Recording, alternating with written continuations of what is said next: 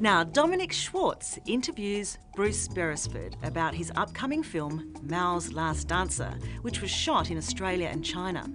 Bruce is one of Australia's best known and most successful film directors, with a string of popular movies to his credit. Bruce Beresford, thanks very much for joining us.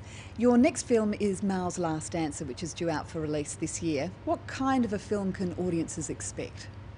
Well, I hope it's rather inspirational. It's about this boy from the back blocks of China under the Mao regime, which was very repressive. And he was a brilliant ballet dancer, and he was selected to go to America to do a course. And then he was about 19 when he went. And then he defected to the West, and that caused a huge uproar. He was kidnapped and held in the Chinese embassy in Houston. Eventually he got out and he was allowed to stay, but it was a big drama. So what was it like filming in China? Oh, I rather enjoyed filming in China. We had a Chinese crew on the film who were very, very good, because they make a lot of good pictures in China, you know. And it was fascinating. I mean, China's a culture that's so different to our own here in Australia that it was absolutely marvellous to me. Was it much different than making a film in Hollywood? No. No, I think you can make films really anywhere, and I've made them all over the world. It's always much the same. The crews are much the same. And everyone said to me, oh, well, you know, the Chinese don't speak English. And we had a few interpreters. And actually some of the crew did speak English, but most of them didn't. But really, the functions are always so much the same that it didn't really matter.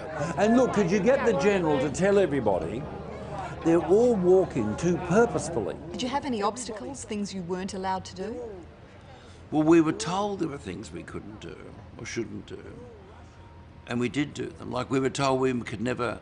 There were some scenes in the film with Madame Mao, and we were said you can't put Madame Mao in the film. She's a non-person. She's never referred to. There are no photographs of her available, and as far as we're concerned, she doesn't exist. I thought, well, she's a key part of the film, what are we going to do? So we just went ahead and got this actress. She played Madame Mao, and we went ahead and filmed it. I kept looking around thinking, well, the secret police are bound to arrive, but nobody ever showed up. And do you think that this film will be released in China? No. Given that you've got Madame Mao in it? I'm told it won't be released in China, but there's no film you can't find in China on DVD in the stores.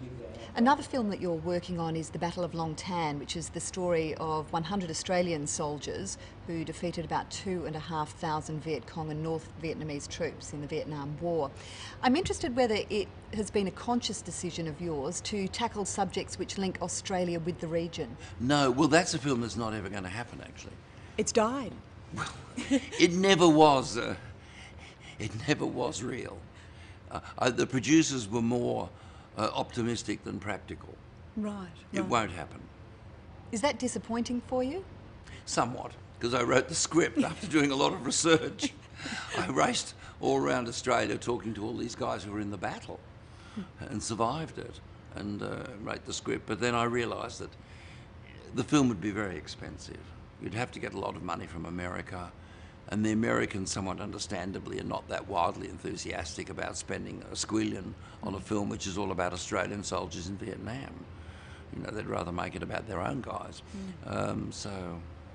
It won't happen. How often does that happen, Bruce, where you put a whole lot of blood, sweat and tears into something and then at the last moment, you know, it falls over? Constantly. It's always happening. That's why I always develop a whole lot of projects at once.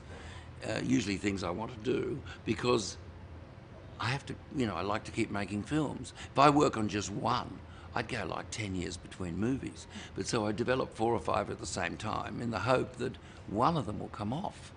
And I think the reason I've made like 26 or 27 films is because of this extremely astute policy. Coming up, Dominic and Bruce talk about his early films and his future movie plans.